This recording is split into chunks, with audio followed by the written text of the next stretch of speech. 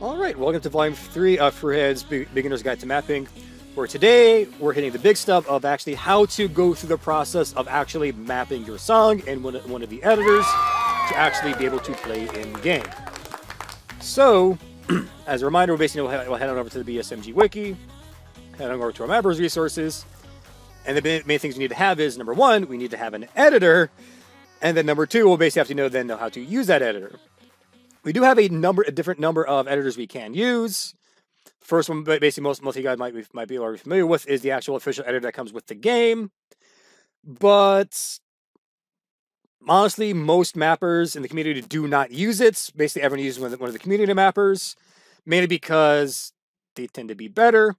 There are some issues with using official editor. Namely, problem number one, it is a 2D editor, so it's a lot harder to visualize the patterns you're going to be making. So that's, for me, that's my biggest issue with it.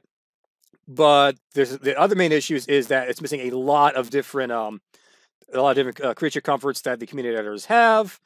Pretty much, like a large majority, like 90% of all the community mappers use this one, Mediocre Map Assistant 2, or MMA2 for short. And so for today's video, this is the one that I will be teaching you guys how to use. So if you guys already have it, installed and set up, great. If not, as a quick reminder, here's how to open it up and get it installed. We're gonna basically click this link. That will take us over to the GitHub page. And when you're over here, you want to click this first link for the MMA2.zip, not the source codes. These two are mainly for actually, the programming side of it, where if you want to help actually, develop the software and work on it, then okay, yeah, you'll use those. But honestly, you guys are probably not here for that. You're here to just get the editor itself. So you want this first one, MMA2.zip. So you download the zip file. Once you have it downloaded, you're going to click extract all and just place it in some folder where you can access it later. For me, I like to basically keep all my mapping software nice and good and together. So I'll just basically made a folder for MMA2, installed it here, and now it's installed and ready and good to go. So as for how to use MMA2, lucky us, on the wiki page, we do have a user's guide, written out that explains to you how to get it set up, how to use all the different controls and some of the different tools that this does have installed with it. Whereas, like I said, for these editors, I will be kind of walking you guys through those steps. But for the the first time once you install it, you will need to have it set up to actually tell it where your song files can be found. So if you are a Steam or Oculus user, these folders should already be made up for you, especially if you already have the Soundcore mod installed. So all we need to do is find these two different folders. All right, so for me personally, I'm a Steam user. So all we need to do is head on over to our Steam folder, Steam Apps, Common, find our Beat Saber, and find our files there. So we'll head on over to Steam, head on down to Steam Apps, Common, find our Beat Saber folder, find our Beat Saber data, and then there's our custom levels and custom whip levels. All we need to do is, if we head on over the properties of it, we can find that folder path there. But just to be safe, put on head here, and we want this full thing of this one for both the custom levels as well as the custom whip levels. And we're going to basically take those paths and paste them right into these two boxes. Hit apply. What if you are not a Steam or Oculus user? What if you have something, but what if you have the Quest, where it's not actually connected to a PC, it's just its own standalone thing? You still can make these custom maps. All you need to do, though, is you need to mirror that custom whip levels and that custom levels folder, so this editor knows where to go. All you need to do is just make those two folders. So like I said, for me personally, I like to keep all my stuff, nice and good together. So basically say, well, head on over to my, Beat Saber mapping folder, and we'll just create a new folder, and we'll call it Custom Levels. And then, hey, we'll make another one for Custom Whip Levels. So now that these two folders are made, these are the ones we will now say, okay, get the path for these folders, and then it'll then take us to the actual main menu of Mediocre Mapper. And you should see something like this, where if you already have some, if you're already in the whip songs folder, you should, if you have some made up, you should see them here. So as for what do all these buttons mean? So open last just opens the last folder that you are editing with. Refresh song list it refreshes the song list. Edit buttons from the different song folders for actually know ones you want to edit, delete them, favorite them. And then the main settings we have over here, where these are the important ones. So we have autosave enabled. Definitely, yes, I would definitely make sure you guys always have this selected because, again, it's just a good safety feature. Autosave interval. That's just, how much time you want to wait in between. This one is basically defaulted down to 5 minutes, which honestly works great. Autosave while playing, so that way if you actually if you're previewing the auto file, actually will autosave during it. Personal cuff, if you don't have that one up or not, I just have it left there. For mapping and lighting, depending on how crazy your light show is, if you have more than like 10,000 lighting events, this actually can cause issues for performance because that's a lot of stuff to load in. If you want to save your zip folders in this special place, you can basically tell it here. Otherwise, if you basically leave this blank, yeah, it just basically saves your zip folder in whatever song folder you're already editing. These next couple options are currently in beta, but honestly, they all do work fine. This beta warning has been here for a long time. But again, for a first-time mapper, you should not want to use any of these because this style of mapping is a bit more involved. But if you do want to, here's how you find them. So if you want to have basically like a 6-lane map, or if you want a precision placement or precision rotation, you just basically check these boxes on. However, though, for any of these, you will need to set mapping extensions as a requirement for your map. But again, first-time mapper, you don't want to mess with this up because, again, it basically makes your mapping a bit more complicated and harder to deal with. So don't worry about using these for now. Chroma toggle, if you basically want to have really fancy light shows. And finally, as another reminder, your folders for your songs or your whip songs and where they can be found, and just once again paste those folders in there. So now, like I said, for a Steam folder, Steam or August user, you basically just head on over to those folders, get the paths there, and then you're good to go. Now, if for whatever reason, if you're having a lot of major issues with this editor, if you're basically working through this and the problems aren't working, is everything inexplicably broken and the editor's not working. Basically, click this button. Hopefully, that will fix everything, and then we'll be good to go. So I say, okay, we now want to make our song. So we need to tell the editor we want to make our level. There are 2 different ways we can do this. Option number 1, the easy one, is basically head on over down here and I want to create a new level. So all we need to do, I'm making the song Biscuits. So I'll basically call the level Biscuit and say create level. And now it is here. If I head on over to my custom whip levels, you will now notice it has now created this file folder for the song Biscuits. It's currently empty because we haven't made anything yet, but the folder has been made. Alternatively, what we could do is go to our whip level in the first place, and then make our level. I'll call this one Biscuit 2. So now the song folder has been made. If I head back over here and hit refresh song list, hey, there's Biscuit 2, all made up and ready to go. So those are the 2 different ways you'll be able to make these song folders. Now, if for whatever reason, if you were to basically go to this first option, hit create level, and nothing appears, or if you go into the song folder, if you basically go into your custom levels folder and create the file, hit refresh song list, it's not there, there's a strong chance that your song folders you put here are incorrect. So you want to make sure you have those file paths correctly, and then put them in here. If you do ever, however, change these, make sure you press enter to confirm what this directory is. Otherwise, the editor's not going to update it, and it's still going to be referencing the wrong one. So, all right, we are now good to now start editing our song. This song folder that was generated is going to contain all of the files we need for this song to work. So let's get started with editing it. So I head on over to Edits. This is now basically brings us to all of the song info stuff that we need to know. So notice on the left, we have this little section for all the song information. On the right, we have all the stuff for the difficulty information. And on the bottom, basically telling us where the songs folder can be found. If you're not too sure if it's opening the right one, we click Open Song Folder. It will then open the song folder. Now notice there is a new file here, info.dat. This info file contains everything we need to know about the song, both in terms of, what information is there over here? What difficulties are present? What settings do we need for those difficulties? So for now, we need to start going through and filling in all the information we need here. So the song name, this is just what is the song name itself. So in this case, it was Biscuits. So the song subname, this is for any extra, information about the song. So name, like, is there a featured artist in there? Is it a remix? Or in this case, it was an NCS release. For most songs that you make, however, you probably don't really even need to put a song name in. You only need to, like I said, if there's a featured artist, or if it's like a Vocaloid song, which Vocaloid was it? Like, if it was a remix, what remix was it? If it is a Nightcore, say it's a Nightcore song. That information then goes here. As for the song artist, this is, well, who wrote the song. In this case, it was Raven and Crane. Now, one warning though, as you are filling this out, you want to try to avoid using any special characters. There are only a few exceptions that will work. It's mainly only the standard ASCII letters, only numbers.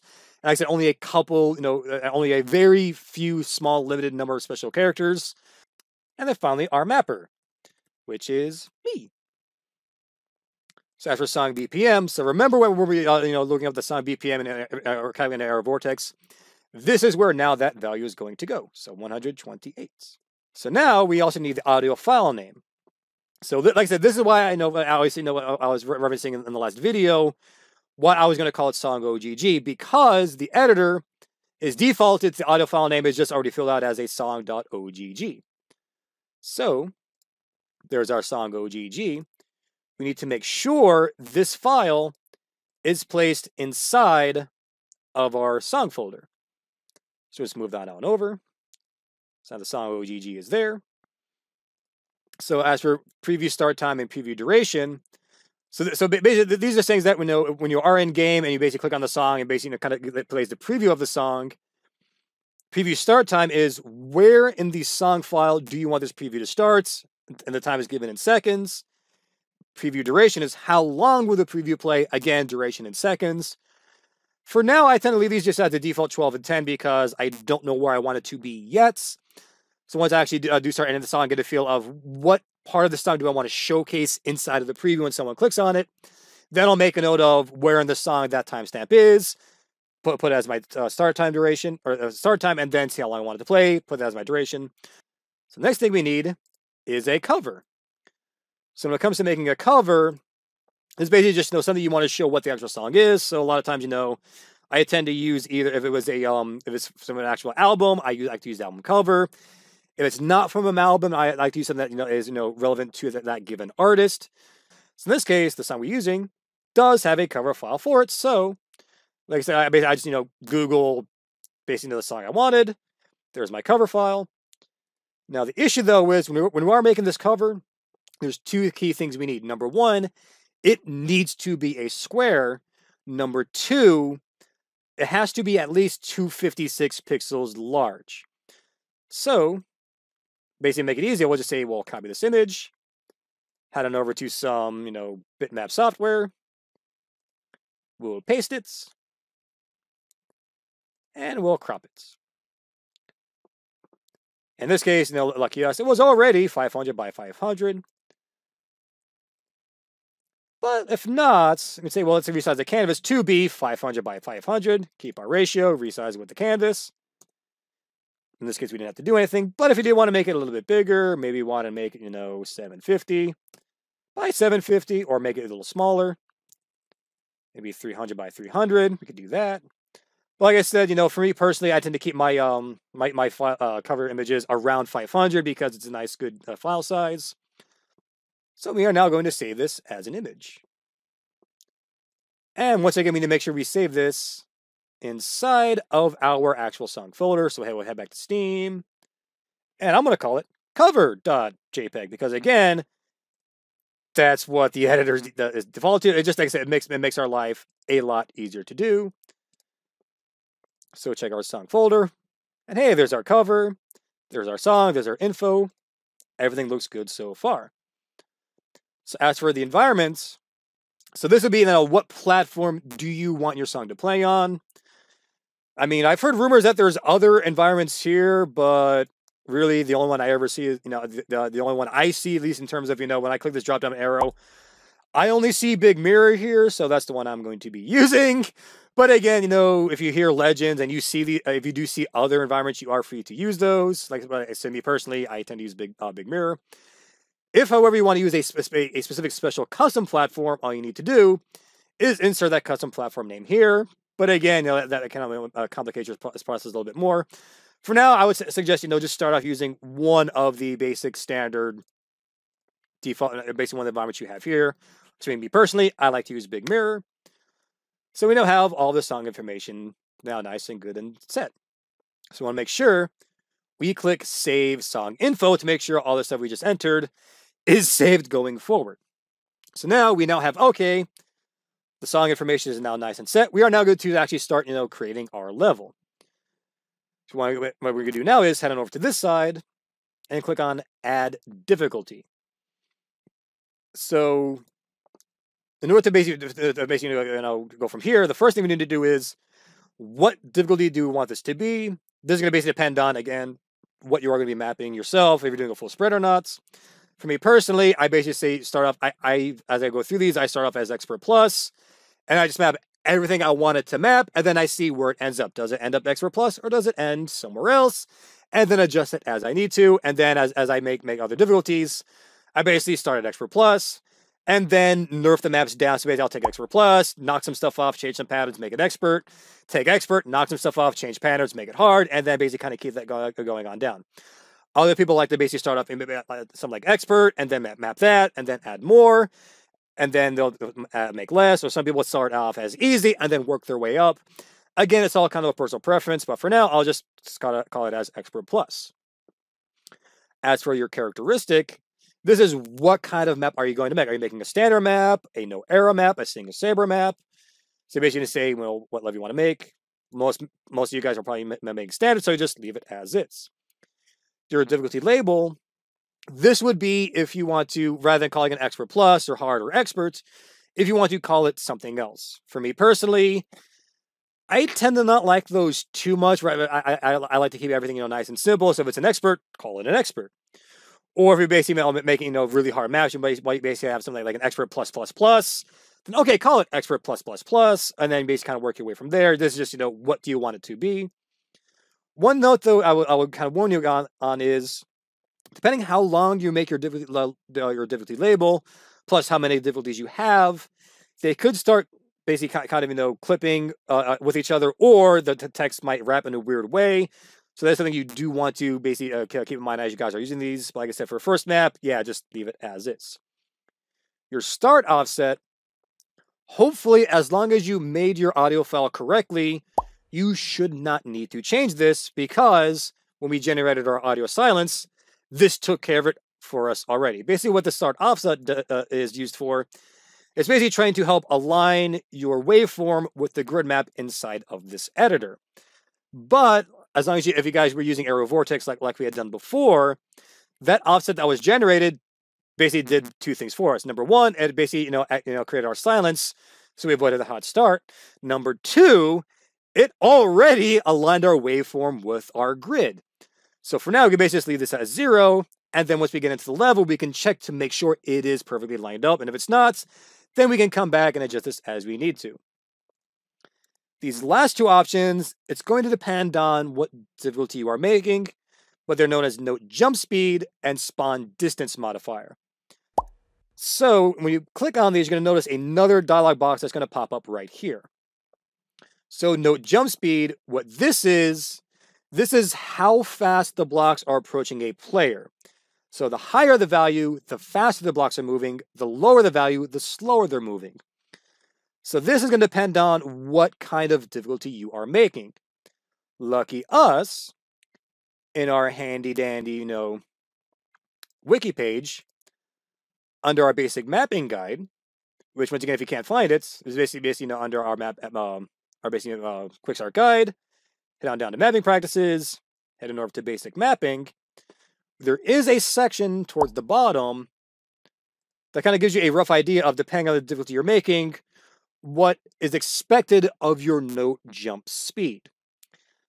So not only does so basically note jump speed is really defined by what your difficulty is, but also it is kind of dependent on what your actual song speed itself is. So in this case, we have a 128 BPM song. The song does play a little slow when you actually listen to the sound of the song. It does sound kind of slow, so we don't want to have a too crazy NJS for an Expert Plus, but we don't want it to be too slow either. So in this case, we'll try a value of 16, which again is basically basically with experience, you basically will have a better feel of what NJS matches what kind of feel of a song. But if not, you do have the wiki kind of giving you a guide of what values you might want to expect. But notice when we change this value, notice these other values change. So the question is, what do these other values mean? So this one basically we have half jump duration and then jump distance. So half jump duration is how far away in time, basically in terms of beats, do the blocks appear on screen. Jump distance is how far away in meters do the blocks appear further away. So half jump duration, how long the blocks are on screen. Jump distance, how far the blocks are on screen. So these two values basically depend. You'd want to have it basically kind of a set range. So this does kind of give you some typical values, but these are kind of old values by now. This hasn't been updated in a while. So jump distance has basically been more set to, ideally you want to have it around 26 to 30 instead of 30 to 35. Your half jump duration, ideally somewhere around 2 and 3 beats. So this is where this next block comes into play, spawn distance modifier.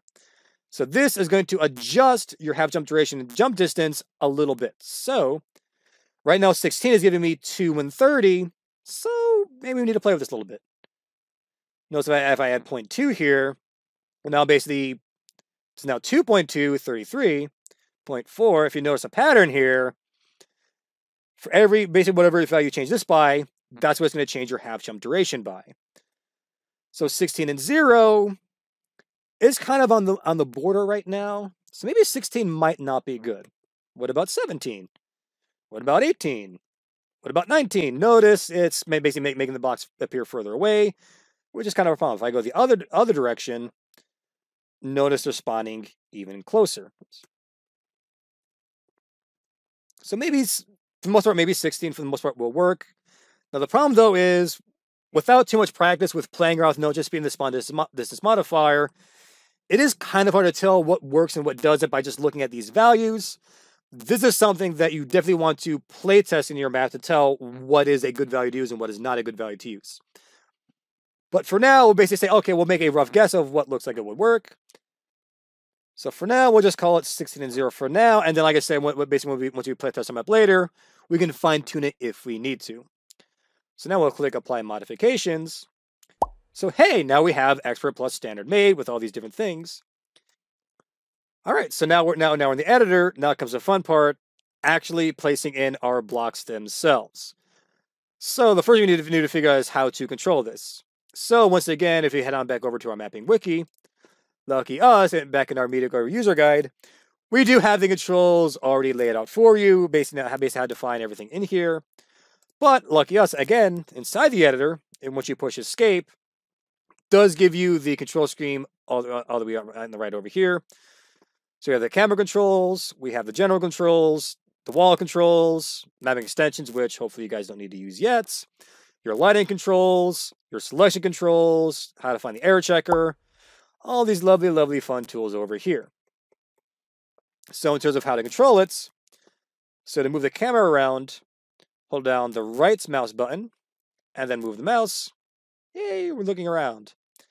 And then to move the camera, we have standard W, A, S, and D controls. Still, once again, holding the right mouse button down. Then we have space to go up, shift to go down, also control to go down. So many options. As for how to move forward and backwards in terms of time, if you just take release the right mouse button and your scroll wheel, Just scrolling will move you, around the map like there. You can also click this bar down here to basically just jump around anywhere in the song. Which then brings us to actually, as we're scrolling through, our cursor precision. So notice in the bottom right corner, we have cursor precision, 1/ and then a number. So this is basically what kind of precision do you want to move as you are scrolling through the map. So this is basically written as a fraction. 1 over what is your denominator? So for 1 over 1, the cursor precision is for every 1 whole beat. So notice we're going from 6, 7, 8, 9, 10. To change this, you can either just type in a number or hold down Control and then use the scroll wheel to move up and down. So basically 1, 1 is whole beats. 1, 2 is a half beat. 1, 4 is a quarter beat. 1, 8, an eighth of a beat. 16th, then 32nd, and 64th. For the most part, you should never have to go down that far. Most precision you're going to need is for, 1 and 1, or maybe 1 halves, 1 quarters, and then depending on what we might need to do, either 1 eighths or 1 16ths, or if you're crazy, if you're having a rough song with some weird timing, if your thing is in thirds, so you type in 1/3, so you have 1/3, 1/6, 1/12, and all the way from there. All right, so that's for how to move around the map. So the question is, how do we start placing down our blocks? So if you look over on the right, we have red blocks, blue blocks, bombs, walls, mirror, and deletes. You can also find these as, pushing 1 for red, 2 for blue, 3 for bombs, 4 for walls, or 5 to deletes. To place the blocks, basically, either to place any of these, basically, push the, click the one you want to do. And then if you look over here, this little cursor, this basically, we're going to be ending the map right now. So all you need to do is basically, put where you want the block to be, and then left click. So right now, it's basically placing down blocks. If you want to change the direction, and once again, it's our W, A, S, and D. So W for up, A for left, S for down, D for right. For an F block, or for a dot block, you push F.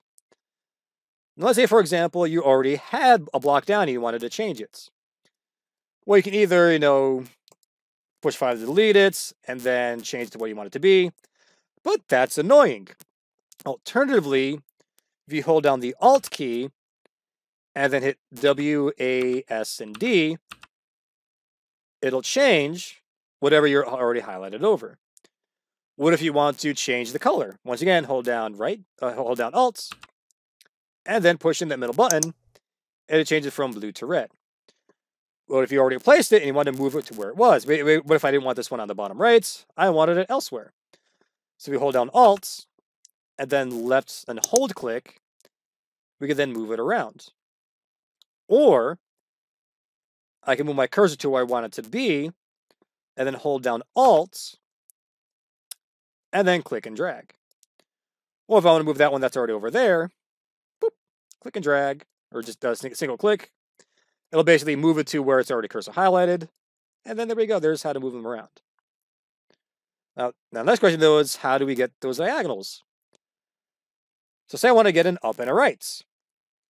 So you just push up and right.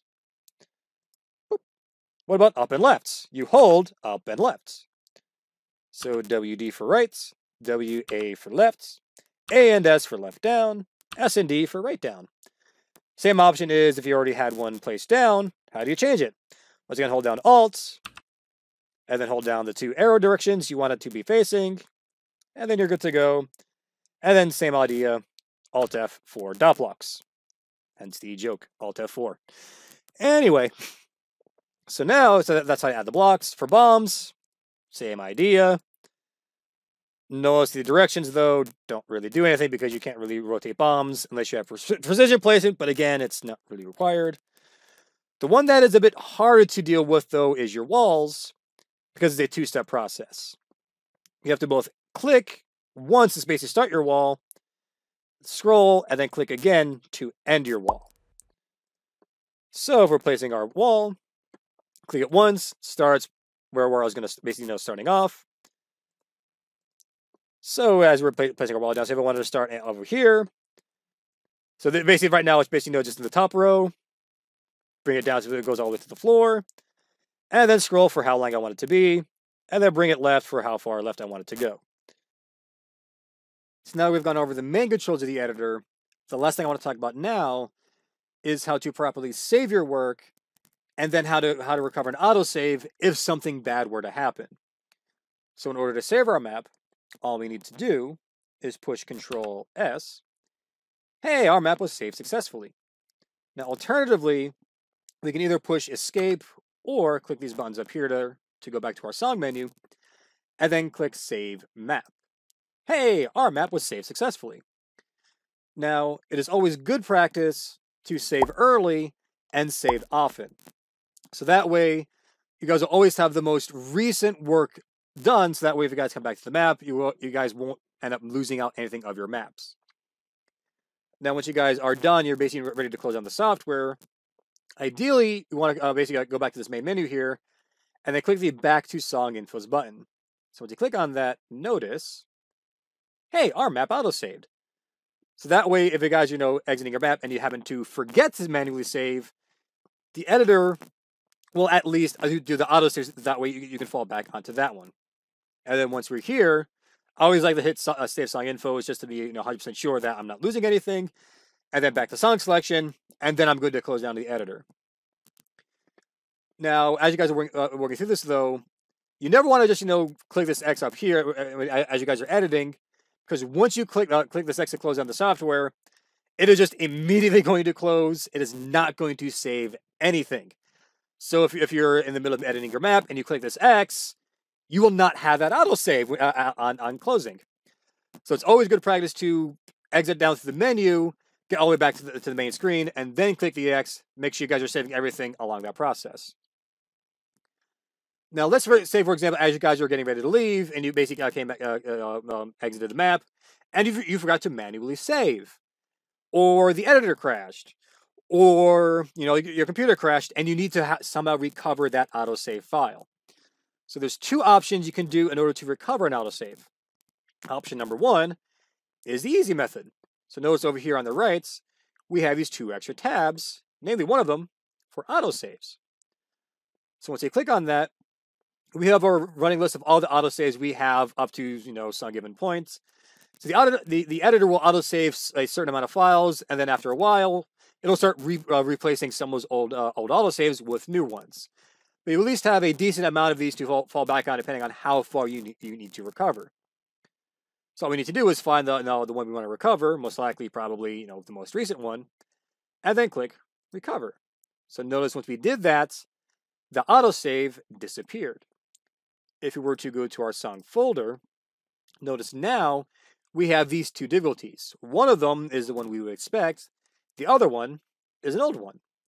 So what the software does is, once you click Recover, it goes into your autosave folder, brings it out to this folder, renames it to the difficulty it was supposed to be, and then just makes a backup of the original one. So that way, if there was something in that original file you needed to pull out, you still have it just in case.